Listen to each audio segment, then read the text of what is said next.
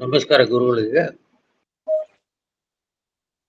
ಸ್ತುಮತಿಭಿರನುಮೇದಂ ಶುಭ್ರಕಾಯಂ ಸಖಾಯಂ ಸುಖಮಜಮನಪಾಯಂ ಮುಕ್ತ್ಯುಪಾಯಂ ವಿಮಾಯಂ ದ್ರಹಯಮಹಮಮೇದಂ ಧ್ಯೇಯಮಮ್ನಾಜಗೇಯಂ ಸದಯಮಸದಜೇಯಂ ಶ್ರೇಸಹಾಯಂ ಭಜೇಯಂ ಅಂಜನಾಸುನು ಸಾನ್ನಿಧ್ಯಾತ್ ವಿಜಯೇನ ವಿರಾಜಿತಂ ಅಜಿತ ಪ್ರೀತಿಜನಕಂ ಭಜೇಹಂ ವಿಜಯಧ್ವಜಂ ತಪಸ್ವಾಧ್ಯಾಯ ಶುಶ್ರೂಷಾ ಕೃಷ್ಣ ಪೂಜಾರತಂ ಮುನಿಂ ವಿಶ್ವೇಶಮಿಷ್ಟತಂ ವಂದೇ ಪರಿಮ್ರಾಟ್ ಚಕ್ರವರ್ತಿನಂ. ಶ್ರೀ ಗುರುಭ್ಯೋ ನಮಃ. ಹರಿ ಓಂ.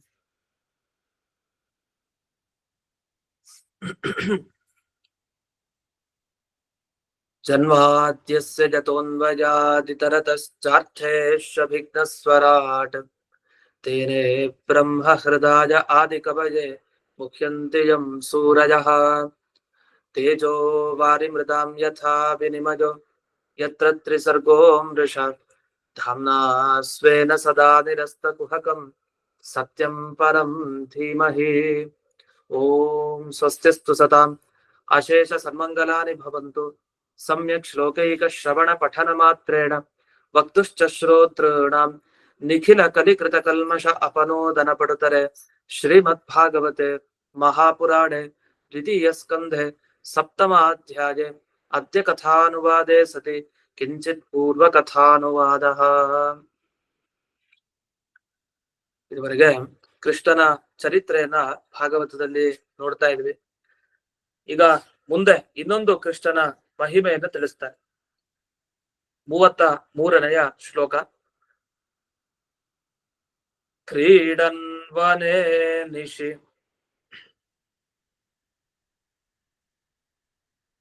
ನಿಶಾಕರ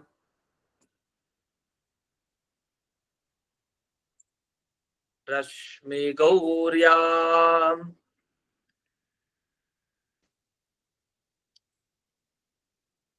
ರಾಸೋನ್ಮುಖಃ ಕಲಪದಾಯತ ಮೂರ್ಛಿತೇನ ಉದ್ದೀಪಿತ ಸ್ಮರರುಜಾಂ ವ್ರಜಸದ್ವಧೂನಾಂ ಹರ್ತುರ್ಹರಿಷ್ಯತಿ ಶಿರೋ ಧನದಾನುಗಸ್ಯ. ಕೃಷ್ಣ ತಾನು ರಾಸಕ್ರೀಡೆಯನ್ನ ಆಡ್ತಾನೆ ಗೋಪಿಕಾಸ್ತ್ರೀಯರ ಜೊತೆಗೆ. ಅದು ಯಾವ ಕಾಲದಲ್ಲಿ? ಅದು ಬೆಳಗಿನ ಜಾವ ಅಲ್ಲ, ಮಧ್ಯಾಹ್ನ ಅಲ್ಲ, ಸಾಯಂಕಾಲ ಅಲ್ಲ, ರಾತ್ರಿ ನಿಶಿ. ಅದ ರಾತ್ರಿಯಲ್ಲಿ ಕಾಣಿಸೋದೆಲ್ಲಿ? ಬೆಳಕೇನಿಲ್ಲ. ರಾಸಕ್ರೀಡೆ ಆಡೋದು ರಾತ್ರಿ ಹೊತ್ತು ಗೋಪಿಕಾಸ್ತ್ರೀಯರ ಜೊತೆಗೆ. ಬೆಳಕಿಲ್ಲ ಅನ್ನೋ ಯೋಚನೆ ಇಲ್ವಂತೆ. ಯಾಕೆ ಯೋಚನೆ ಇಲ್ಲ ಅಂದ್ರೆ, ನಾವ್ ಅನ್ಕೊಳ್ಬಹುದು ಕೃಷ್ಣ ತಾನು ಎಲ್ಲಿ ಹೋಗ್ತಾನೋ ಅಲ್ಲಿ ತಾನಾಗೆ ಬೆಳಕು ಇರತ್ತೆ. ಯಾಕೆ? ಅವನ್ ಮೈ ಕಾಂತಿನೇ ಸಾಕಲ್ಲ. ಅವನೇನ್ ಆಭರಣ ಹಾಕೊಂಡು ಹೋಗ್ಬೇಕು ಅಂತಿಲ್ಲ ಬೆಳಕನ್ನ ನೀಡ್ಲಿಕ್ಕೆ. ಅವನ್ ದೇಹನೇ ಹಾಗೆ. ಅವನ್ ದೇಹನೇ ದೊಡ್ಡ ತೇಜಸ್ಸು, ಬೆಳಕು. ಅಂದ್ಮೇಲೆ ತಾನು ಹೋದಲ್ಲಿ ಕತ್ತಲೆ ಇರತ್ತೆ, ಕತ್ತಲೆ ಹೊರಟೋಗ್ಬಿಡತ್ತಲ್ವಾ ಅಂತ. ಆದ್ರೆ ಆ ಕಾರಣ ಇಲ್ಲಿ ಕೊಡಲ್ಲ.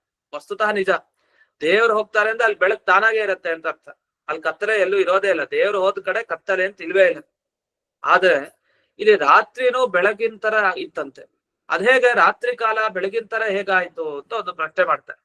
ಕ್ರೀಡನ್ ವನೆ, ಅಲ್ಲೆಲ್ಲ ಕಾಡ್ನಲ್ಲಿ ಉದ್ಯಾನವನದಲ್ಲೆಲ್ಲ ಆಟ ಆಡ್ತಾ ಇದ್ದಾನೆ ಗೋಪಿಕಾಸ್ತ್ರೀಯರ ಜೊತೆಗೆ ರಾತ್ರಿ ಕಾಲ. ಅದೇ ರಾತ್ರಿ ಮಾತ್ರ ಬೆಳ್ಳಗಿದೆ, ಒಳ್ಳೆ ಬೆಳಗಿನ ಜಾವ ಓಡಾಡೋ ತರ ಇದೆಯಂತೆ. ಇದ್ ಹೇಗ್ ಸಾಧ್ಯ ಅಂದ್ರೆ, ರಾತ್ರಿ ಕಾಲದಲ್ಲಿ ಆ ಚಂದ್ರ ಇದ್ನಲ್ಲ, ಆ ಚಂದ್ರನ ಬೆಳದಿಂಗಳು ಅಷ್ಟು ಹೊಳಿಸ್ತಾ ಇದೆಯಂತೆ. ಆ ಕಾಡಿನಲ್ಲಿ ಇವರಿಗೆ ಕತ್ತಲು ಅಂತ ಅನಿಸ್ತಾನೆ ಇಲ್ಲ. ಸೊ ಕಾಲ ರಾತ್ರಿ ಅಷ್ಟೇ ಹೆಸರಿಗೆ, ಆದ್ರೆ ಬೆಳಕ್ ಮಾತ್ರ ಎಲ್ಲಾ ಕಡೆ ಇದೆ. ಕೃಷ್ಣ ತಾನು ರಾಸೋನ್ಮುಖ, ರಾಸಕ್ರೀಡೆ ಆಡ್ತಾ ಇದ್ದಾನೆ. ಆಗ ಆ ಗೋಪಿಕಾಸ್ತ್ರೀಯರಿಗೆಲ್ಲ ಕಾಮ ತುಂಬಾ ಜಾಸ್ತಿ ಆಗ್ತಾ ಇದೆಯಂತೆ. ಕಾಮದ್ ಜ್ವರ ಅವರಿಗೆ. ಅವ್ರಿಗೊಂದು ಜ್ವರ ಹತ್ಕೊಂಡಿದೆ, ಕಾಮದ್ ಜ್ವರ. ಮೊದಲೇ ಅವರಿಗೆ ಕಾಮ ಇತ್ತು, ಅದಿನ್ನೂ ಜಾಸ್ತಿ ಆಗ್ತಾ ಇದೆ ಆ ರಾತ್ರಿ ಕಾಲದಲ್ಲಿ. ಅದಕ್ಕೆ ಏನ್ ಕಾರಣ ಅಂದ್ರೆ, ಕಾರಣ ಇಷ್ಟೇ, ಕಲ ಪದಾಯತ ಮೂರ್ಛಿತೇನ. ಅವರೆಲ್ಲ ಮೂರ್ಛೆ ಕೊಂಡಿದ್ದಾರೆ ಅಂತ ಅರ್ಥ ಅಲ್ಲ. ಮೂರ್ಛೆ ತಪ್ಪಿದ್ರೆ ಮತ್ತೆ ಎಚ್ಚರನೇ ಇಲ್ಲ, ಅವ್ರಿಗೆ ಹೆಂಗ್ ಗೊತ್ತಾಯ್ತು? ಕಾಮದ ಜ್ವರ ಬಂದ್ರು ಕೂಡ ಉಪಯೋಗ ಇಲ್ಲ. ಒಂದು ರಾಸ ಕ್ರೀಡೆ ಮಾಡೋದು ಹೇಗೆ? ಕ್ರೀಡೆ ಆಟ ಆಡ್ಬೇಕು ಅಂತ ಆದ್ರೆ ಅವ್ರಿಗೆ ಎಚ್ಚರ ಇರ್ಬೇಕು. ಅದೇ ಗೋಪಿಕಾಸ್ತ್ರೀಯರು ಮೂರ್ಛಿತರಾದ್ರೆ ಮೂರ್ಛೆಗೊಂಡು ಆಟ ಆಡೋದು ಹೇಗೆ ಕೃಷ್ಣ? ಅದಕ್ಕೆ ಇದಕ್ಕೆ ಅರ್ಥ ಏನಂದ್ರೆ ಕಲ ಪದಾಯತ ಮೂರ್ಛಿತ ಅಂದ್ರೆ ಇಲ್ಲಿ ಮಧ್ವಾಚಾರ್ಯರಿಗೆ ಸಂಗೀತ ಶಾಸ್ತ್ರದ ಜ್ಞಾನ ಎಷ್ಟು ಚೆನ್ನಾಗಿತ್ತು ಅಂತ ಅದು ಗೊತ್ತಾಗತ್ತೆ ನಮ್ಗೆ. ಇಲ್ಲಿ ಆಚಾರ್ಯರು ನಮಗ್ ಗೊತ್ತು, ಅವರು ಸಂಗೀತ ಮುಖಾಂತರ ತಾವು ಹಾಡಿ 1-2 ನಿಮಿಷದಲ್ಲೇ ಬಂಜರು ಭೂಮಿ, ಅದು ವಸ್ತುತಃ ಎಲ್ಲ ಹೋಗ್ಬಿಟ್ಟಿರತ್ತೆ. ಅಂತ ಭೂಮಿಯಲ್ಲಿ ಮರ ಬೆಳೀತು 1 ನಿಮಿಷದಲ್ಲಿ, ಆಮೇಲೆ ಅದಲ್ಲಿ ಹೂವು ಹಣ್ಣು ಎಲ್ಲ ಬೆಳ್ಕೊಳ್ತು. ಅವರ ಸಂಗೀತ ಧ್ವನಿ, ಆ ಸಂಗೀತ ಧ್ವನಿ ಹಾಗಿತ್ತು ಮಧ್ವಾಚಾರ್ಯರು. ಅದೇ ಮಧ್ವಾಚಾರ್ಯರಿಗೆ ಸಂಗೀತ ಶಾಸ್ತ್ರ ಜ್ಞಾನ ಇತ್ತು ಅನ್ನೋದಕ್ಕೆ ಇಲ್ಲೊಂದು ವಿವರಣೆ ಕೊಡ್ತಾರೆ. ಕಲಪದಾಯತ ಮೂರ್ಛಿತ ಅಂದ್ರೆ ಇಲ್ಲಿ ಮೂರ್ಛನ ಅಂದ್ರೆ ಮೂರ್ಛೆಗೊಳ್ಳೋದು ಅಂತ ಅರ್ಥ ಅಲ್ಲ. ಮೂರ್ಛನ ಅನ್ನೋ ಶಬ್ದಕ್ಕೆ ಏನರ್ಥ? ಅದು ಗಾಂಧರ್ವ ಶಾಸ್ತ್ರದಲ್ಲಿ ಬಂದಿದೆ. ಸಂಗೀತ ಶಾಸ್ತ್ರದಲ್ಲಿ ಏನ್ ಹೇಳಿದ್ದಾರೆ ಮೂರ್ಛನ ಅಂದ್ರೆ? ಸಪ್ತಸ್ವರ ಸಮಾಹಾರೋ ಮೂರ್ಛನೇತಿ ಪ್ರಕೀರ್ತಿತ ಅಂತ ಹೇಳಿ. ಈ 7 ಸ್ವರ ಸರಿಗಮ ಪದನಿ ಏನಿದೆ, ಈ ಸರಿಗಮ ಪದನಿ 7 ಸ್ವರಗಳು ಸೇರಿದ್ರೆ ಅದನ್ನ ಮೂರ್ಛನ ಅಂತ ಕರೀತಾರಂತೆ. ನಿಜವಾಗ್ಲೂ ಮೂರ್ಛೆ ತಪ್ಸತ್ತೆ ಅಂತ ಹಾಡೆ ನಿಜ. ಅಷ್ಟು ಚೆನ್ನಾಗಿ ಹಾಡ್ತಾರೆ ಅಂತ ಅರ್ಥ, ಕೆಟ್ಟದಾಗಿ ಅಂತ ಅರ್ಥ ಅಲ್ಲ. ಸಪ್ತಸ್ವರ ಸಮಾಹಾರ, 7 ಸ್ವರ ಸೇರಿಸ್ಕೊಂಡು ಯಾವ ಗಾನ ಇರುತ್ತಲ್ಲ, 7 ಸ್ವರದ ವಿಶೇಷತೆ ಇರುತ್ತೆ. ಒಂದೊಂದೇ ಸ್ವರ ಒತ್ತು ಕೊಟ್ಟು ಹೇಳೋದಿಲ್ಲ. ಕೆಲವು ರಾಗದಲ್ಲಿ 2 ಸ್ವರದ ಬಗ್ಗೆ ಜಾಸ್ತಿ ಮಹತ್ವ, 3, 4, ಆದ್ರೆ ಇದೆಲ್ಲ ಹಾಗಲ್ಲ. 7 ಸ್ವರಗಳ ಒಂದು ವಿಶಿಷ್ಟವಾದ ಸಂಯೋಜನೆ, ಅದನ್ನ ಮಾಡಿ ಹೇಳೋದಕ್ಕೆ ಮೂರ್ಛನ ಅಂತ ಕರೀತಾರೆ. ಆ ಮೂರ್ಛನ ಕೇಳ್ತಾ ಇದ್ದಾರೆ ಯಾರು? ಈ ಗೋಪಿಕಾಸ್ತ್ರೀಯರೆಲ್ಲ. ಹಾಗಾದ್ರೆ ಗೋಪಿಕಾಸ್ತ್ರೀಯರು ಮಾಡ್ತಾ ಇರೋದಲ್ಲ ಇದೆಲ್ಲ, ಹಾಡ್ತಾ ಇರೋದು ಗೋಪಿಕಾಸ್ತ್ರೀಯರು ತಮ್ಮ ಕಿವಿಯಿಂದ ಹೇಳೋದನ್ನ, ಆ ಸಪ್ತಸ್ವರಗಳು ಸೇರಿಸಿ ಹಾಡೋದನ್ನ ಕೇಳ್ತಾ ಇದ್ದಾರೆ. ಅದು ಏನು? ಕಲಪದಾಯತ ಮೂರ್ಛಿತೇನ. ಕಲಪದಾಯತ ಅಂತ ಅದು. ಕಲಪದ ಅಂದ್ರೆ ಪದ ಅಂದ್ರೆ ಪದ, ಹಾಡಿನ ಶಬ್ದಗಳು. ಅದು ಕಲ, ಬಹಳ ಸುಂದರವಾದ ಪದಗಳು. ಅದು ಸ್ವಲ್ಪ ಎಳಿತಾರಂತೆ. ಸುಂದರವಾದ ಪದಗಳನ್ನ ಎಳೆದು ಎಳೆದು ಹಾಡೋದು, ಅದು ಸಪ್ತಸ್ವರಗಳಿಂದ ಕೂಡಿರುತ್ತೆ. ಇದನ್ನ ಯಾರು ಮಾಡಿದ್ದು ಅಂತ? ಇದು ಯಾರು ಮಾಡಿದ್ದು ಅಂತಂದ್ರೆ ಭಗವಂತನೇ ಮಾಡಿದ್ದಂತೆ ಇಷ್ಟನ್ನ. ಯಾಕಂದ್ರೆ ಅವನು ವೇಣುಗಾನ ವಿಶಾರದ, ಅವನು ಕೊಳಲನ್ನ ಹಿಡ್ದ ಅಂದ್ರೆ ಭಗವಂತ. ಅದರ ಧ್ವನಿ ಕೇಳ್ತಾ ಇದ್ರೆ ಎಂಥವ್ರಿಗೂ ಏನೇನ್ ಜ್ವರ ಬರ್ಬೇಕೋ ಎಲ್ಲಾ ಜ್ವರ ಬರುತ್ತೆ. ಅಷ್ಟು ಚೆನ್ನಾಗಿ ದೇವ್ರು ನುಡಿಸ್ತಾನೆ. ಆ ಗೋಪಿಕಾಸ್ತ್ರೀಯರ ಭಾಗ್ಯ ಎಷ್ಟು! ಕೃಷ್ಣ ತಾನು ನುಡಿಸೋದನ್ನ ಹಾಡೋದನ್ನ ಸ್ವಯಂ ಅವರೆಲ್ಲ ಕೇಳಿದ್ದಾರೆ. ಅವನು ಕೃಷ್ಣ ವೇಣು ವಾದಕ, ಅವನು ಕೊಳಲಿನಿಂದ ನುಡಿಸೋದು. ಆದ್ರೆ ಅವರಿಗೆ ಹಾಡನ್ನ ಕೇಳಿದಾಗ ಯಾವ ಭಾವ ಬರ್ಬೇಕೋ ಆ ಭಾವ ಬರ್ತಾ ಇದೆ.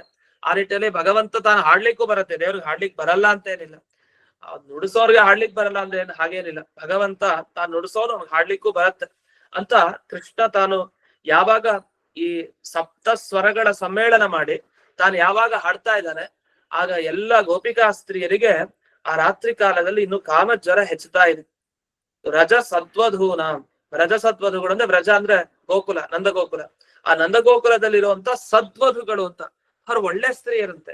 ಆದ್ರೆ ಒಳ್ಳೆ ಸ್ತ್ರೀಯರು ಅಂತ ಯಾಕೆ ಕರೀತಾ ಇದಾರೆ? ಬಂದಿದ್ದು ಕೃಷ್ಣನ ಹತ್ರ ರಾತ್ರಿ ಕಾಲದಲ್ಲಿ, ಆದ್ರೆ ಒಳ್ಳೆ ಸ್ತ್ರೀಯರು ಅಂತ ಬೇರೆ ಹೇಳ್ತಾರೆ. ರಾಸಕ್ರೀಡೆ ಆಡ್ಲಿಕ್ಕೆ ಬಂದಿದ್ದಾರೆ ಅಂದ್ರೆ ಅವರವರ ಪಾತಿವ್ರತ್ಯ ಏನಿತ್ತು ಹಾಗೆ ರಕ್ಷಣೆ ಆಗಿತ್ತು. ಕೃಷ್ಣನ ಹತ್ರ ದರ್ಶನಕ್ಕೆ, ಅವನ ಅನುಗ್ರಹ ಪಡಿಲಿಕ್ಕೆ ಬಂದಿದ್ದಾರೆ ಅಷ್ಟೇ. ಅವರೆಲ್ಲ ಕಾಮಚರದ ಬಾಧೆಗೊಳಗಾಗಿರ್ಬಹುದು, ಆದ್ರೆ ಕೃಷ್ಣನ ಅನುಗ್ರಹ ಹೇಗಾಗ್ತಾ ಇದೆ, ಅವನ ಧ್ವನಿ ಕೇಳ್ತಾ ಇದ್ದಾರೆ ಅವರೆಲ್ಲ ಆ ಕೊಳಲಿನ ಮುಖಾಂತರ. ಆ ಧ್ವನಿಯನ್ನ ಕೇಳಿ ಅವರು ಭಕ್ತಿ ಪರವಶರಾಗಿದ್ದಾರೆ. ಆ ಕಾಮ ಜ್ವರ ಇತ್ತು ನಿಜ, ಆ ಜ್ವರದಿಂದಾಗಿ ಕೊನೆಗೆ ಅವರು ಭಕ್ತಿಗೆ ಒಳಗಾಗ್ತಾರೆ, ದುಃಖಕ್ಕೆ ಒಳಗಾಗ್ತಾರಂತೆ. ಯಾಕೆ? ಕೃಷ್ಣ ತಕ್ಷಣ ಕಾಣಿಸಲ್ಲ, ಆಟ ಆಡಿಸ್ಬಿಡ್ತಾನೆ. ಯಾವಾಗ ಇವ್ರು ಕೃಷ್ಣ ನಂಗೆ ಸಿಕ್ಬಿಟ್ಟ ಅಂತ ಅನ್ಕೊಳ್ತಾರೆ, ಆಗ ಅವನ ಆಟ ಆಡಿಸೋದನ್ನು ಕೂಡ ನೆನಪಿಸ್ಕೊಡ್ಬೇಕು. ಮುಂದೆ ಎಲ್ಲ ಭಾಗವತದಲ್ಲಿ 10ನೇ ಸ್ಕಂದಲ್ಲಿ ಇನ್ನೂ ಸುಂದರವಾಗಿ ವಿವರಣೆ ಮಾಡ್ತಾರೆ, ಅದನ್ನ ಅಲ್ಲೇ ನೋಡೋಣ. ಅಂತೂ ಯಾವಾಗ ಈ ರಾತ್ರಿ ಕಾಲದಲ್ಲಿ ಹೀಗೆ ಗಾನ ಕೇಳ್ತಾ ಇದ್ರು ಈ ಎಲ್ಲ ಗೋಪಿಕಾ ಸ್ತ್ರೀಯರು, ಆಗ ಒಬ್ಬ ಬಂದ ಸರಿಯಾದ ಈ ಸಮಯಕ್ಕೆ. ಅವನಿಗೆ ಈ ಗೋಪಿಕಾ ಸ್ತ್ರೀಯರ ಮೇಲೆ ಕಣ್ಬಿತ್ತಂತೆ. ಹೇಗಾದ್ರೂ ಮಾಡಿ ಗೋಪಿಕಾ ಸ್ತ್ರೀಯನ್ನ ಅಪಹಾರ ಮಾಡ್ಕೊಂಡು ಹೋಗೋಣ ಅಂತ ಅವನ ಆ ಕಡೆಯಿಂದ ಬಂದಿದ್ದಾನೆ. ಅವನ್ ಯಾರು? ಧನದಾನುಗಸ್ಯ. ಧನದ ಬಹಳ ದುಡ್ಡಿರೋನ್ ಯಾರು ದೇವತೆಗಳಲ್ಲಿ? ಇದರೆಲ್ಲ ಕುಬೇರ. ಆ ಕುಬೇರನ ಅನುಗ, ಕುಬೇರ ಬಂದಿಲ್ಲ, ಆ ಕುಬೇರನ ಭೃತ್ಯ ಒಬ್ಬ. ಯಾರು ಆ ಕುಬೇರನ ಭೃತ್ಯ? ಅವನು ಶಂಖಚೂಡ. ಆ ಶಂಖಚೂಡ ಬಂದಿದ್ದಾನೆ. ಶಂಖಚೂಡಾಸುರ ಅಂತ ಏನ್ ಕರಿತೀವಿ ಅವನೇ. ಆ ಶಂಖಚೂಡ ತಾನು ಬಂದಿದ್ದಾನೆ, ಅವನಿಗೆ ಗೋಪಿಕಾಸ್ತ್ರ ಹೇಳ್ಕೊಂಡು ಅಪಹಾರ ಮಾಡ್ಲಿಕ್ಕೆ ಅಂತ ಬಂದ. ಭಗವಂತ ತಾನು ನುಡಿಸ್ತಾ ಗೋಪಿಕಾಸ್ತ್ರೀಯರನ್ನ ಜ್ವರ ತರಿಸಿದಾನೆ, ಅವರನ್ನ ವ್ಯಾಮೋಹಿತರನ್ನಾಗಿ ಮಾಡಿದಾನೆ. ಅವರೆಲ್ಲ ಮುಳುಗೋಗ್ಬಿಟ್ಟಿದ್ದಾರೆ, ಅವ್ರಿಗೆ ಗೊತ್ತಿಲ್ಲ ಈ ಶಂಖಚೂಡ ಬಂದಿದ್ದು, ಗೊತ್ತಿಲ್ಲ, ಏನೂ ಇಲ್ಲ.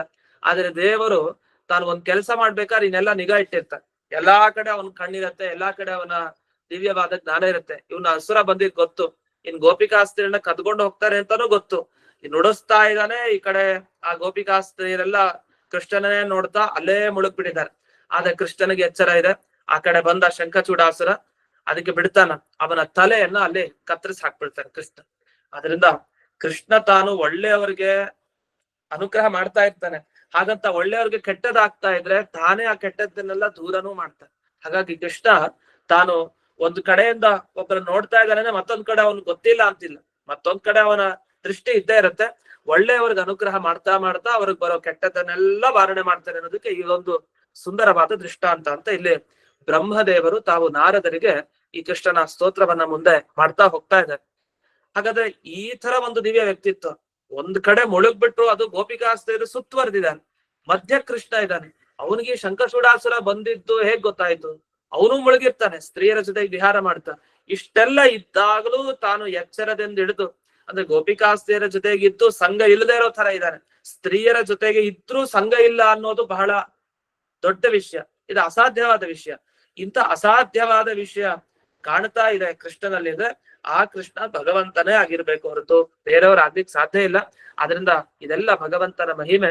ಹಾಗಾಗಿ ದೇವರು ಕೃಷ್ಣನಾಗೆ ಬಂದಿದ್ದಾನೆ ಅಂತ ಗೊತ್ತಾಗುತ್ತೆ ಅಂತ ಇದನ್ನ ಭಾಗವತದ ಈ ಶ್ಲೋಕದಲ್ಲಿ ವಿವರಣೆ ಮಾಡಿದ್ದಾರೆ. ಇಲ್ಲಿ ಗಮನಿಸ್ಬೇಕಾಗಿದ್ದ ಕಾಲ, ಪದ, ಆಯತ, ಮೂರ್ಛನ ಅಂತ 4 ಶಬ್ದ ಇದೆ ಇಲ್ಲಿ. ಪದ ಅಂದ್ರೆ ಶಬ್ದ, ಕಲ ಅಂದ್ರೆ ಮಂಜುಲ ಮಧುರವಾದ ಪದ ಅಂತ. ಅದು ಕೇಳ್ತಾ ಇದ್ರೆ ಬಹಳ ಮೋಹಕ ಆಗತ್ತೆ, ಎಂಥವ್ರ ಮನಸ್ಸು ಕರಗ ಹೋಗ್ಬಿಡತ್ತೆ ಅಂತ ಭಗವಂತನ ಪದಗಳು.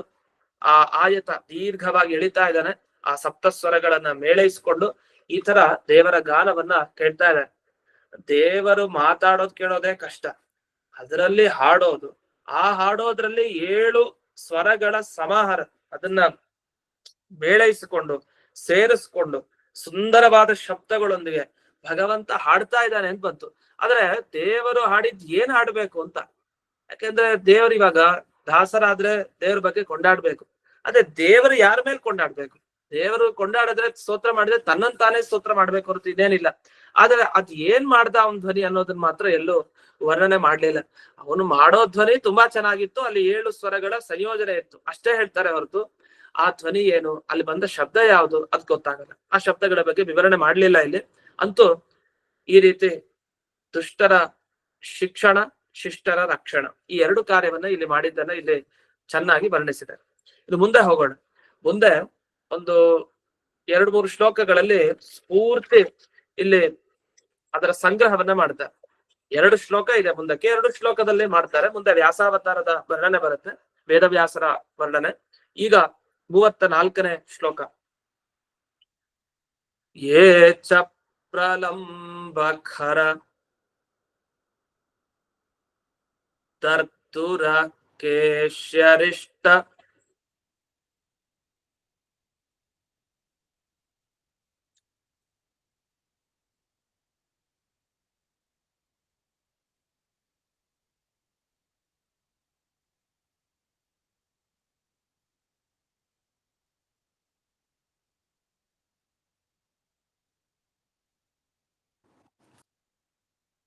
ಮಲ್ಲೇಭ ಕಂಸ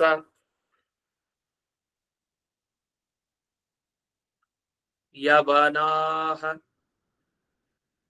ಕುಜ ಪೌಂಡ್ರಕಾಯಾಹ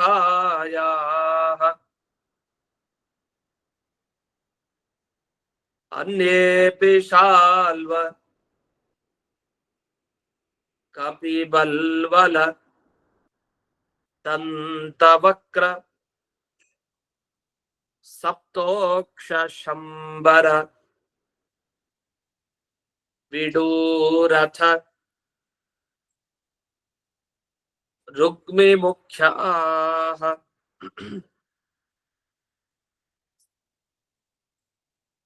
ಇನ್ನೊಂದು ಶ್ಲೋಕವನ್ನ ಹಾಗೆ ಹೇಳ್ಬಿಡ್ತೀನಿ, ಒಟ್ಟಿಗೆ ಅದರ ಅರ್ಥ ಇದೆ. ಮುಂದಿನ ಶ್ಲೋಕ 35ನೇದು. ಏವಾಮೃಧೇ ಸಮಿತಿಶಾಲಿನ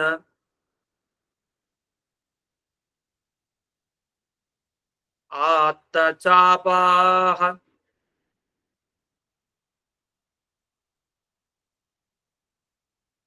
ಕಾಂಭೋಜ ಮತ್ಸ್ಯ ಕುರು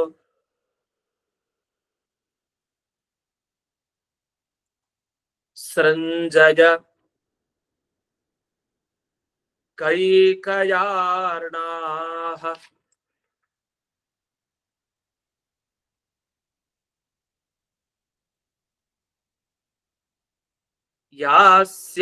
ಯಾಸ್ಯಂತ್ಯದರ್ಶನ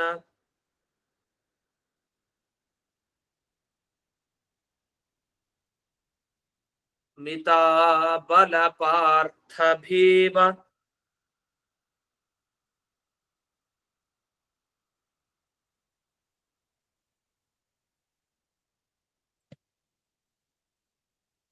ವ್ಯಾಜಾಹ್ವಯೇನ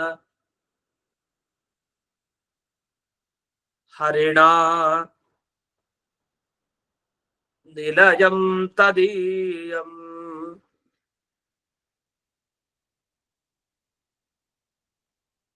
ಈ ಶ್ಲೋಕದಲ್ಲಿ ನಾವೆಲ್ಲ ವಾಯುಸ್ತುತಿ ಪಾರಾಯಣ ಮಾಡ್ಬೇಕಾದ್ರೆ ತತ್ವಜ್ಞಾನ್ ಮುಕ್ತಿಭಾಜ ಸುಖಯಸಿ ಗುರು ಯೋಗ್ಯತಾ ತಾರತಮ್ಯಾತ್ ಅಂತೆಲ್ಲ ಹೇಳ್ತೀವಲ್ಲ, ಆ ಶ್ಲೋಕದಲ್ಲಿ ಏನು ಹೇಳಿದ್ದಾರೆ? ಸಾತ್ವಿಕರಿಗೆ, ರಾಜಸರಿಗೆ, ತಾಮಸರಿಗೆ ಯಾರ್ಯಾರಿಗೆ ಯಾವ ಯಾವ ಗತಿ ಕೊಡ್ಬೇಕೋ ಅದನ್ನು ವಾಯುದೇವರು ಕೊಡ್ತಾರೆ ಅಂತ ಅಲ್ಲಿ ಪ್ರಾರ್ಥನೆ ಮಾಡ್ತಾ ಬರ್ತಾರೆ. ಅದು ಹರಿಯ ಪರವಾಗಿಯೂ ವಾಯುಸ್ತುತಿ ಅರ್ಥ ಮಾಡ್ಬೋದಾದ್ರಿಂದ ದೇವರು ಸಾತ್ವಿಕ, ರಾಜಸ, ತಾಮಸ ಆಯಾಯ ಜನರಿಗೆ ಆಯಾಯ ಯೋಗ್ಯತೆಗೆ ತಕ್ಕ ಹಾಗೆ ಅವನು ಮೋಕ್ಷವನ್ನ ಕೊಡ್ತಾನೆ ಅಂತ ಇದೆ. ಆ ವಿಷಯವನ್ನ ಇಲ್ಲೂ ಹೇಳ್ತಾರೆ. ಆದ್ರೆ ಆ ವಿಷಯದಲ್ಲಿ ಒಂದು ಪ್ರಶ್ನೆ ಬರುತ್ತೆ, ಒಳ್ಳೆ ಪ್ರಶ್ನೆ ಮಾಡ್ಕೊಂಡು ಅದಕ್ಕೆ ಉತ್ತರ ಚೆನ್ನಾಗಿ ಕೊಡ್ತಾರೆ. ತುಂಬಾ ಅರ್ಥ ಇದೆ ಈ ಎರಡು ಶ್ಲೋಕಗಳಲ್ಲಿ.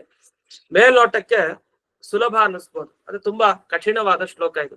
ಇದಕ್ಕೇನ್ ಅರ್ಥ ಅಂದ್ರೆ, ಭಗವಂತ ಯಾರ್ಯಾರನ್ನ ನಿಗ್ರಹ ಮಾಡಿದ ಅವರ ಹೆಸರನ್ನ ಹೇಳ್ತಾ ಹೋಗ್ತಾರೆ. ಉದಾಹರಣೆಗೆ ನೋಡಿ, ಮೊದಲನೇ ಶ್ಲೋಕದಲ್ಲಿ ನೋಡಿದಾಗ ಒಂದು ಶಬ್ದ ಅದು ಪ್ರಲಂಬಖರ ದರ್ತುರ ಕೇಶ್ಯರಿಷ್ಟ ಮಲ್ಲೇಭ ಕಂಸಯಬನಾಹ ಅಂತ ಒಂದೇ ಶಬ್ದ ಸಂಸ್ಕೃತದಲ್ಲಿ. ಅದೇ ಪ್ರಲಂಬಾಸುರ ಮತ್ತೆ ಖರಾಸುರ, ದರ್ದುರ. ದರ್ದುರ ಅಂತಂದ್ರೆ ವಸ್ತುತಃ ಕಪ್ಪೆ ಅಂತ ಅರ್ಥ ದರ್ದುರ ಅನ್ನೋ ಶಬ್ದಕ್ಕೆ. ಅದೇ ಇಲ್ಲಿ ಕಪ್ಪೆ ಯಾವ್ದೂ ಇಲ್ಲ, ಅದೇ ಕಪ್ಪೆ ತರ ಉತ್ತ ನಾಲ್ಗೆ ಕಪ್ಪೆಗೆ, ಆತರ ಇಲ್ಲಿ ಉತ್ತ ಕೊಕ್ಕು ಇರುವಂತ ಬಕ ತಗೊಳ್ಬೇಕು ಅಂತ ಬಕಾಸುರ. ಆ ಬಕಾಸುರನನ್ನ ಕೊಂದ. ಈಗ ಪ್ರಲಂಬಾಸುರ ಆಯ್ತು, ಖರಾಸುರ ಆಯ್ತು, ದರ್ದುರ ಅಂದ್ರೆ ಬಕಾಸುರ, ಇನ್ನು ಕೇಶಿ, ಇನ್ನು ಅರಿಷ್ಟ, ಮಲ್ಲ. ಮಲ್ಲರು ಅಂತಂದ್ರೆ ಚಾಣೂರ ಮುಷ್ಟಿಕರು. ಇನ್ನು ಆನೆ ಬಂತು, ಇಭ ಅಂತ ಶಬ್ದ ಬಳಸ್ತಾರೆ. ಇಭ ಅಂದ್ರೆ ಆನೆ ಅಂತ ಅರ್ಥ. ಅಂದ್ರೆ ಕುವಲಯಾಪೀಡ, ಕಂಸ ಮತ್ತೆ ಯವನ ಅಂದ್ರೆ ಕಾಲಯವನ. ಇವರೆಲ್ಲರನ್ನು ಕೃಷ್ಣ ತಾನು ಸಂಹಾರ ಮಾಡಿದ. ಅಷ್ಟೇ ಅಲ್ಲ, ಕುಜ ಪೌಂಡ್ರಕಾಯ. ಕುಜ, ಕುಜ ಅಂದ್ರೆ ಮಂಗಳ ಗ್ರಹ ಅಂತ ಅನ್ಕೊಂಡ್ಬಿಡ್ತೀವಿ, ಕುಜ ಅಂತ, ಕುಜಗ್ರಹ. ಅದೇ ಇಲ್ಲಿ ಕುಜ ಅಂದ್ರೆ ಅವನಲ್ಲ, ಇಲ್ಲಿ ಕುಜ ಅಂದ್ರೆ ಕು ಅಂದ್ರೆ ಭೂಮಿ. ಭೂಮಿಯಲ್ಲಿ ಭೂಮಿ ತಾಯಿಯಿಂದ ಹುಟ್ಟಿದವನು ಅಂದ್ರೆ ಯಾರು? ವರಾಹ ದೇವರು ಮತ್ತೆ ಭೂಮಿ ತಾಯಿಗೆ ಹುಟ್ಟಿದ ನರಕಾಸುರ. ಆ ನರಕಾಸುರನ ವಧೆ ಮಾಡಿದವನು ಅಂತ. ಕುಜ ಅಂದ್ರೆ ನರಕಾಸುರ ಅಂತ ಅರ್ಥ ಇಲ್ಲಿ. ಇನ್ನು ಪೌಂಡ್ರಕ ಅಂದ್ರೆ ಪೌಂಡ್ರಕ ವಾಸುದೇವ.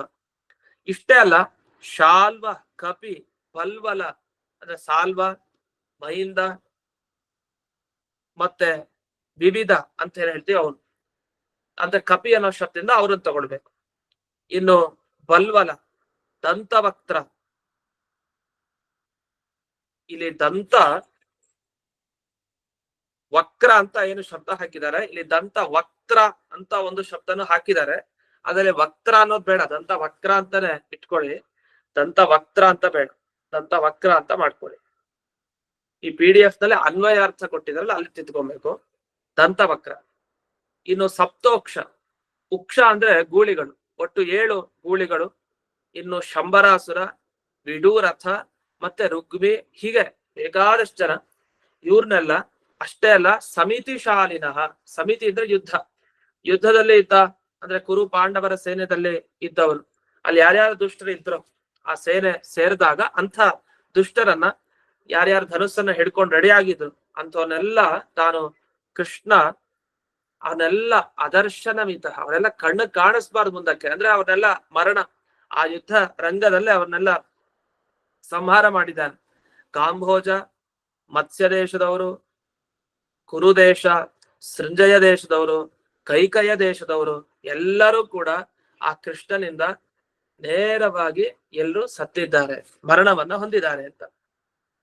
ಆದ್ರೆ ಒಂದು ಪ್ರಶ್ನೆ ಬರುತ್ತೆ ನಮ್ಗೆ, ಇಷ್ಟೆಲ್ಲಾ ಹೆಸರು ಹೇಳಿದ್ದು ಕೃಷ್ಣನಿಂದ ಸಂಹಾರಗೊಂಡ್ರು ಅಂದ್ರೆ ಎಷ್ಟೋ ಜನ ಕೃಷ್ಣನ ಕೊಲ್ಲೇ ಇಲ್ಲ, ಬೇರೆ ಬೇರೆಯವ್ರು ಕೊಂದಿದ್ದಾರೆ. ಕೆಲವ್ರನ್ನ ಬಲರಾಮ ಕೊಂದಿದ್ದಾನೆ, ಕೆಲವ್ರನ್ನ ಅರ್ಜುನ ಕೊಂದಿದ್ದಾನೆ, ಕೆಲವ್ರನ್ನ ಭೀಮ ಕೊಂದಿದ್ದಾನೆ.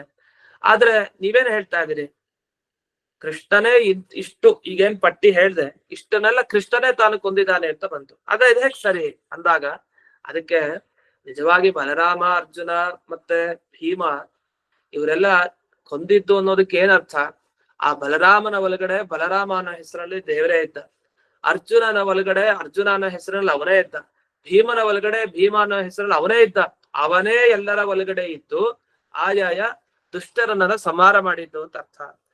ಇದೆಲ್ಲ ಸಂಹಾರ ಮಾಡಿ ಏನ್ ಮಾಡ್ದ, ನಂತರ ಅವರವರ ಲೋಕಕ್ಕೆ ಅವರನ್ನ ಸೇರಿಸ್ದ ಅಂತ.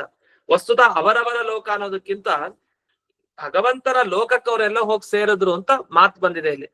ತದೀಯಂ ಹರಿಣ ತದೀಯಂ ನಿರಯಂ, ಭಗವಂತ ತನಗೆ ಸಂಬಂಧಪಟ್ಟ ಏನು ಲೋಕ ಇದೆ ಅದಕ್ಕೆಲ್ಲ ಇವ್ರನ್ನ ಕರ್ಕೊಂಡು ಹೋದ ಅಂತ. ಅದಕ್ಕೆಲ್ಲ ಕೆಲವರು ಅರ್ಥನೂ ಮಾಡ್ಬಿಟ್ರು. ಅದು ಇವ್ರು ಒಬ್ರ ಇಬ್ರ ಎಷ್ಟು ದುಷ್ಟರು ಇವರೆಲ್ಲ, ಇಲ್ಲಿವರೆಗೂ ಹೆಸರು ಹೇಳಿದವರು. ಈ ದುಷ್ಟರನ್ನೆಲ್ಲ ದೇವರು ತನ್ನ ಲೋಕಕ್ಕೆ ಕರ್ಕೊಂಡು ಹೋದ ಅಂತ ಅರ್ಥ ಮಾಡ್ಬಿಟ್ಟಿದ್ದಾರೆ. ಹೇಗೆ ಅಂದ್ರೆ ಈಗ ಪ್ರಳಂಬಾಸುರ ಮತ್ತೆ ಖರಾಸುರ ಮತ್ತೆ ಬಕ ಏನೇನಿದ್ರು ಇವ್ರನ್ನೆಲ್ಲ ಕೃಷ್ಣ ತಾನು ಮೋಕ್ಷಕ್ಕೆ ಕರ್ಕೊಂಡು ಹೋಗ್ಬಿಟ್ಟ ಅಂತ ಕೆಲವರು ಅರ್ಥ ಬರ್ದೇ ಬಿಟ್ರು. ಯಾಕೆಂದ್ರೆ ಕೃಷ್ಣ ಒಳ್ಳೆಯವನು, ಅದರಿಂದ ಕೆಟ್ಟವ್ರನ್ನು ಮೋಕ್ಷಕ್ಕೆ ಕರ್ಕೊಂಡು ಹೋಗ್ಬಿಡ್ತಾನೆ ಅಂತ. ಒಳ್ಳೆ ಕಥೆ ಆಯ್ತಲ್ಲ, ಕೆಟ್ಟವ್ರನ್ನು ಮೋಕ್ಷಕ್ಕೆ ಕರ್ಕೊಂಡು ಹೋದ್ರೆ ಇವ್ನು ದೇವ್ರ ಹೆಂಗಾದ, ಕೆಟ್ಟವ್ರಿಗೆ ಕೆಟ್ಟದಾಗ್ಬೇಕು, ಒಳ್ಳೆಯವ್ರು ಒಳ್ಳೇದಾಗ್ಬೇಕು, ಹಾಗೆ ಅರ್ಥ ಮಾಡ್ಬಿಟ್ಟಿದ್ದಾರೆ. ಕೆಲವ್ರು ಏನ್ ಅರ್ಥ ಮಾಡಿದ್ದಾರೆ ಅಂದ್ರೆ ಅದ್ರಲ್ಲಿ ವ್ಯತ್ಯಾಸ ಬೇರೆ. ಬುದ್ಧಿವಂತರು ಕೆಲವು ವ್ಯಾಖ್ಯಾನ ಮಾಡೋರು, ಅವರು ಪ್ರಳಂಬಾಸುರ ಧೇನಕಾಸುರ ಇವ್ರಿಗೆಲ್ಲ ಸಾಯುಜ್ಯ ಮೋಕ್ಷ ಸಿಕ್ತು, ಅದೇ ಪೌಂಡಕ ದಂತವಕ್ರ ಇವ್ರಿಗೆಲ್ಲ ವೈಕುಂಠ ಕೊಟ್ಟ ಅಂತ ವರ್ಣನೆ ಮಾಡಿದ್ದಾರೆ.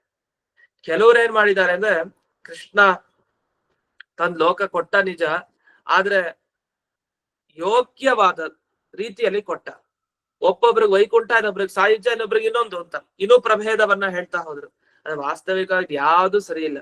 ಮಧ್ವಾಚಾರ್ಯರು ಇದಕ್ಕೆ ಏನ್ ವಿವರಣೆ ಕೊಡ್ತಾರೆ, ಬಹಳ ಸುಂದರವಾದ ವಿವರಣೆ ಈ ಭಾಗಕ್ಕೆ ಅವ್ರು ಕೊಟ್ಟಿದ್ದು. ಮೊದಲನೇದಾಗಿ ಏನೇನ್ ವಿವರಣೆ ಕೊಟ್ರು ಅನ್ನೋದು ನೋಡೋಣ. ಇಲ್ಲಿ ವ್ಯಾಖ್ಯಾನದಲ್ಲಿ ಅದರ ಸ್ವಾರಸ್ಯ ಬಿಡಿಸ್ಬಿಟ್ಟಿದ್ದಾರೆ. ವಿಜಯಧ್ವಜ ತೀರ್ಥರು ಯಾದುಪತ್ಯ ಟಿಪ್ಪಣಿಲೆಲ್ಲ ಬಹಳ ಚೆನ್ನಾಗಿ ಅದನ್ನ ವಿವರಿಸಿದ್ದಾರೆ. ಏನ್ ಹೇಳಿದ್ದಾರೆ ಇಲ್ಲಿ ಅಂದ್ರೆ, ಭಕ್ತರು 3 ತರ ಇರ್ತಾರೆ. ಕೆಲವರು ದೇವರ ಬಗ್ಗೆ ದ್ವೇಷ ಮಾಡೋರು ಇರ್ತಾರೆ, ಕೆಲವರು ದೇವರ ಬಗ್ಗೆ ಔದಾಸೀನ್ಯ, ಅದು ತರ ಮಾಡ್ತಾರೆ ಮಾಡಲ್ಲ, ಈ ತರ ಎಡ್ಬಿಡಂಗಿ ಅಂತ ಹೇಳ್ತೀವಲ್ಲ ಆ ತರದ್ದು. ಇನ್ನು ಭಕ್ತರು ಇರ್ತಾರೆ, ಅವ್ರು ಪೂರ್ಣ ಭಕ್ತಿನೇ, ಅವ್ರು ಯಾವತ್ತು ಔದಾಸೀನ್ಯ ಆಗ್ಲಿ ಅಥವಾ ಈ ದ್ವೇಷ ಆಗ್ಲಿ ಅವ್ರು ಮಾಡಲ್ಲ. 3 ತರ ಇದ್ದಾರೆ. ದ್ವೇಷಿಗಳಿಗೆ ತದೀಯಂ ನಿಲಯಂ, ಆ ಭಗವಂತನ ನಿಲಯ ಸ್ಥಾನ ಸಿಗತ್ತೆ. ಅಂದ್ರೆ ಏನರ್ಥ, ನಿಲಯ ಅಂದ್ರೆ ನೀ ಅಂದ್ರೆ ಚೆನ್ನಾಗಿ ಲಯ ಅಂದ್ರೆ ಸುಖ ಎಲ್ಲಿ ಕಳ್ಕೊಳ್ತಾರಲ್ಲ ದೈತ್ಯರು, ಅದಕ್ಕೆ ನಿಲಯ ಅಂತ ಕರೀತಾರೆ. ನಿತರಾಮ್ ಅಂದ್ರೆ ಚೆನ್ನಾಗಿ ಲಯ, ಸುಖ ಎಲ್ಲ ಹೋಗ್ಬಿಡತ್ತೆ ಅಲ್ಲಿ ಹೋದ್ರೆ, ಅಂದ್ರೆ ಅಂತ ಅಂಧನ್ ತಪಸ್ಸು ಅಂತ ಅರ್ಥ. ಅಂಧನ್ ತಪಸ್ಸಿಗೆ ಹೋಗಿ ಬೀಳ್ತಾರೆ ಅಂತ ಇಲ್ಲಿ ಹೇಳಿತ್ತು. ಆದ್ರೆ ಅಂಧನ್ ತಪಸ್ಸು ದೇವ್ರ ಲೋಕ ಹೇಗೆ ಅಂತ ಒಂದು ಪ್ರಶ್ನೆ ಉಳ್ಕೊಳತ್ತೆ. ಯಾಕೆ ದೇವ್ರೇನ್ ಹೇಳಿದಾನೆ ಇಲ್ಲಿ ಅಂತ ಬ್ರಹ್ಮದೇವರ ಸ್ತೋತ್ರ ಮಾಡ್ತಾ ಹೇಳಿರೋದು. ಅದು ಬ್ರಹ್ಮದೇವರ ಮಾತು ಅಂದ್ರೆ ಅದು ಪ್ರಮಾಣ. ಬ್ರಹ್ಮದೇವರು ಹೇಳಿದ್ದೇನು, ಭಗವಂತ ತನ್ನ ಲೋಕಕ್ಕೆ ಈ ರೈತರನ್ನೆಲ್ಲ ಕರ್ಕೊಂಡು ಹೋದ. ಅಂದ್ರೆ ತನ್ನ ಲೋಕ ಅಂದ್ರೆ ಸರಿ, ನಿಲಯ ಅನ್ನೋದಕ್ಕೆ ಏನೋ ಅಂಧನ್ ತಪಸ್ಸು ಅಂತ ಅರ್ಥ ಮಾಡಿದ್ರಿ. ಅದೇನ್ ಮೋಕ್ಷ ಅಂದ್ರೆ ಸಜ್ಜನರು ಹೋಗೋ ಮೋಕ್ಷ ಸ್ಥಳ ಅಲ್ಲ, ನಿಜ ಒಪ್ಕೊಳ್ಳೋಣ. ಆದ್ರೆ ಅಂಧನ್ ತಪಸ್ಸು ಅನ್ನೋ ಅರ್ಥ ಇದೆ ನಿಲಯ ಶಬ್ದಕ್ಕೆ. ಈಗೆಲ್ಲ ಮನೆಯಲ್ಲಿ ಈ ದ್ವಾರಕಾ ನಿಲಯ, ಆಮೇಲೆ ಇನ್ನೇನೋ ನಿಲಯ, ನರಸಿಂಹ ನಿಲಯ ಅಂತೆಲ್ಲ ಮನೆಗಳಿಗೆ ಹೆಸರನ್ನ ಬರೆಸ್ಕೊಡೋದಿಲ್ಲ. ಅಲ್ಲಿ ನಿಲಯ ಅನ್ನೋ ಶಬ್ದಕ್ಕೆ ಮನೆ ಅಂತ ಅರ್ಥ ಇರುತ್ತೆ. ಅದೇ ನಿಲಯ ಅನ್ನೋದು ಈ ಅರ್ಥ ತಗೊಂಡ್ರೆ ಅಂಧನ್ ತಪಸ್ಸು ಅಂತಾನೂ ಅರ್ಥ ಇದೆ. ಆದ್ರೆ ನಿಲಯ ಅನ್ನೋ ಶಬ್ದ ಒಳ್ಳೇದೆ, ಏನ್ ತಪ್ಪೇನಿಲ್ಲ. ಯಾವ ಮನೆಯಲ್ಲಿ ನಿತರಾಮ್ ಅಂದ್ರೆ ನೀ ಚೆನ್ನಾಗಿ ಲಯ, ದುಃಖ ಎಲ್ಲ ಹೋಗುತ್ತೋ ಅದನ್ನು ನಿಲಯ ಅಂತ ಕರಿಬಹುದು. ಅದು ಮೋಕ್ಷಕ್ಕೂ ಹೇಳುವಂತ ಶಬ್ದ. ಅಂಧನ್ ತಮಸ್ಸನ್ನು ಹೇಳಲಿಕ್ಕೆ ನಿಲಯ ಅನ್ನೋ ಶಬ್ದವನ್ನೇ ಬಳಸೋದಿದೆ. ಇನ್ನು ಉದಾಸೀನರಿರ್ತಾರಲ್ಲ, ಆ ಉದಾಸೀನರಾದವ್ರಿಗೆ ಏನು ನಿಲಯ ಅಂದ್ರೆ ಅವ್ರು ವಿಶೇಷವಾಗಿ ಸುಖ ದುಃಖ ಎರಡೂ ಲಯ ಆಗ್ತಾ ಇರತ್ತೆ. ಈ ಕಡೆ ಸುಖನೂ ಇಲ್ಲ ಸರಿಯಾಗಿ, ಈ ಕಡೆ ದುಃಖನೂ ಸರಿಯಾಗಿಲ್ಲ, ಎಡ್ಬಿಡಂಗಿ. ಈ ದೈತ್ಯರಿಗೆ ಯಾವಾಗ್ಲೂ ದುಃಖ, ಅವ್ರಿಗೆ ಒಂದಾರು ಸಿಗತ್ತೆ ಸರಿಯಾಗಿ. ಈ ಮೋಕ್ಷಕ್ಕೆ ಹೋಗೋರ್ಗು ಒಂದು ಸಿಗತ್ತೆ ಸರಿಯಾಗಿ, ಅವ್ರಿಗೆ ಯಾವಾಗ್ಲೂ ಸುಖ. ಆದ್ರಿಂದಲೇ ನಿ ಲಯ ಅಂದ್ರೆ ಒಳ್ಳೆಯ ಸುಖವನ್ನ ಯಾವಾಗ್ಲೂ ಲಯ ಅಂದ್ರೆ ಚೆನ್ನಾಗಿ ತಮ್ಮ ಒಳಗಡೆ ಹಾಕೊಂಡಿರ್ತಾರೆ. ಅದನ್ನ ನಿಲಯ ಅನ್ನೋದಕ್ಕೆ ಮೋಕ್ಷ ಅಂತ ಅರ್ಥ. ಹೀಗೆ ದ್ವೇಷಿಗಳಿಗೆ ತಂದಂತ ಮಸ್ಸನ್ನ ದೇವರು ಕಲ್ಪಿಸಿದ, ಉದಾಸೀನರಾದ ವ್ಯಕ್ತಿಗಳಿಗೆ ಭಗವಂತ ನರಕಕ್ಕೆ ಹಾಕದ, ಇನ್ನು ಮಿಕ್ಕಿದವರಿಗೆ ವೈಕುಂಠಾದಿ ಲೋಕಕ್ಕೆ ಕರ್ಕೊಂಡು ಹೋದ ಅಂತ. ಇಷ್ಟು ಇದರ ಅರ್ಥ. ಆದ್ರೆ ಇಲ್ಲೆಲ್ಲ ಒಂದು ಪ್ರಶ್ನೆ ಉಳಿಯೋದೇನು, ದೇವರ ಲೋಕ ಅಂಧಂತಮಸ್ಸು ಅಂತ ಹೇಳಿದ್ದಾರೆ. ಹಾಗೆ ಭಗವಂತನ ಲೋಕ ಅಂದ್ರೆ ನರಕ ಲೋಕ, ಭಗವಂತನ ಲೋಕ ಅಂದ್ರೆ ವೈಕುಂಠ, ಅನಂತಾಸನ, ಶ್ವೇತದ್ವೀಪ ಎಲ್ಲ ಭಗವಂತನ ಲೋಕಗಳೇ ಅಂತ ಹೇಳ್ಬಿಟ್ಟಿದ್ದಾರೆ. ಇದು ಹೇಗ್ ಸರಿ? ಇದ್ರ ಅರ್ಥ ಏನು? ಇದ್ರ ಹಿನ್ನೆಲೆ ಏನು? ಅಷ್ಟೇ ಅಲ್ಲ, ರಾಮ ಭೀಮಾದಿ ಹೆಸರು ದೇವರಿಗೆ ಹೇಗ್ ಬರುತ್ತೆ? ಬಲರಾಮ ಅಂತ ಕೃಷ್ಣನಿಗೆ ಹೆಸರ, ಭೀಮ ಅರ್ಜುನ್ ಅಂತ ಕೃಷ್ಣನಿಗೆ ಹೆಸರು ಆಗೋದಿದ್ರೆ ಹೇಗ್ ಹೆಸರು? ಅದಕ್ಕೇನ್ ಅರ್ಥ ಅಂತ ಈ ರೀತಿ ಅನೇಕ ಪ್ರಶ್ನೆಗಳು ಇದ್ರಲ್ಲಿದೆ. ಅದಕ್ಕೇನು ಉತ್ತರ ಅನ್ನೋದನ್ನ ನಾಳೆ ದಿವಸ ನೋಡೋಣ ಅಂತ ಹೇಳ್ತಾ ಇಂದಿನ ಪಾಠವನ್ನ ಅಸ್ಮತ್ ಗುರುವಂತರ್ಗತ ವ್ಯಾಸತೀರ್ಥ ಗುರುವಂತರ್ಗತ ಭಾರತೀಯ ರಮಣ ಮುಖ್ಯ ಪ್ರಾಣಾಂತರ್ಗತ ಶ್ರೀಮನ್ ಮೂಲ ಗೋಪಾಲಕೃಷ್ಣನಿಗೆ ಅರ್ಪಣೆ ಮಾಡ್ತೇನೆ. ಶ್ರೀಕೃಷ್ಣ ನಮಸ್ಕಾರ. ನಮಸ್ಕಾರ ಗುರುಗಳೇ, ಧನ್ಯವಾದಗಳು. ನಮಸ್ಕಾರ ಗುರುಗಳೇ, ಧನ್ಯವಾದ. ನಮಸ್ಕಾರ ಗುರುಗಳೇ.